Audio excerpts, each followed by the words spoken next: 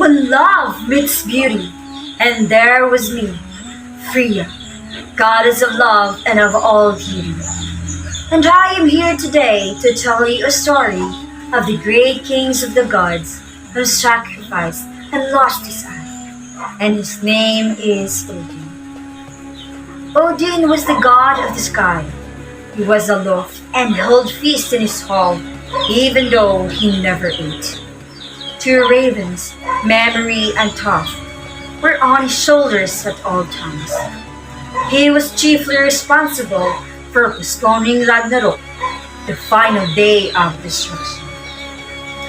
Odin became the chief of the Aesir gods, and his two brothers, Vili and Vid. They banded together and murdered Ymir, and set about constructing the world from his corpse, fashioned the oceans from his blood, the soil from his skin and muscles, vegetation from his hair, clouds from his breath, and the sky from his skull.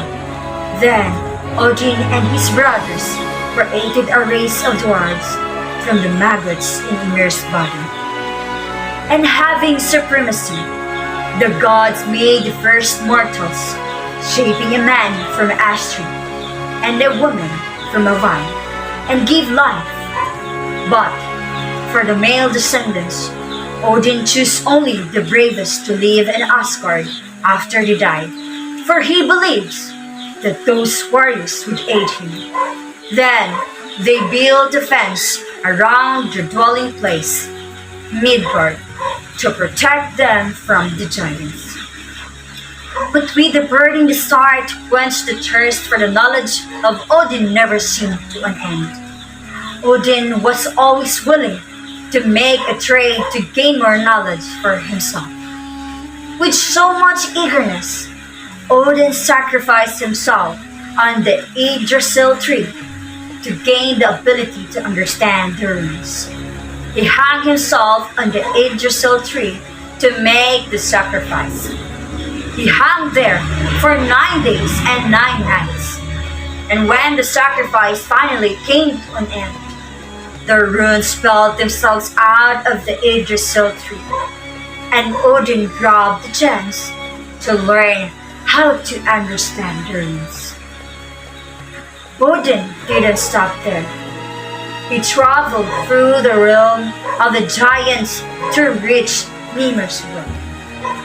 He asked permission to the old man named Mimir to have one sip of the magic water, if he could be able to know enough to protect the men and women of the earth from the hate of the giants. Mimir told Odin to sacrifice his eye, and in return, he could gain all the knowledge and wisdom. And so Odin did. He sacrificed his eye and finally achieved his desire. So, just like Odin, who sacrificed his eye for his people, I believe that in the present world, there is Odin within us, and that is Jesus, who sacrificed his life to save us human. He go down from his throne and accept the punishment and all deep wants and hard suffering, but accepted it all. And to myself, Odin within me is growing like a tree. I'm learning something, I'm gaining something.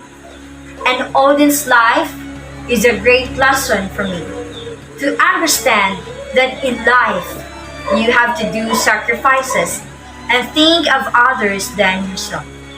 But believe that in the end, you will receive something that you never expected.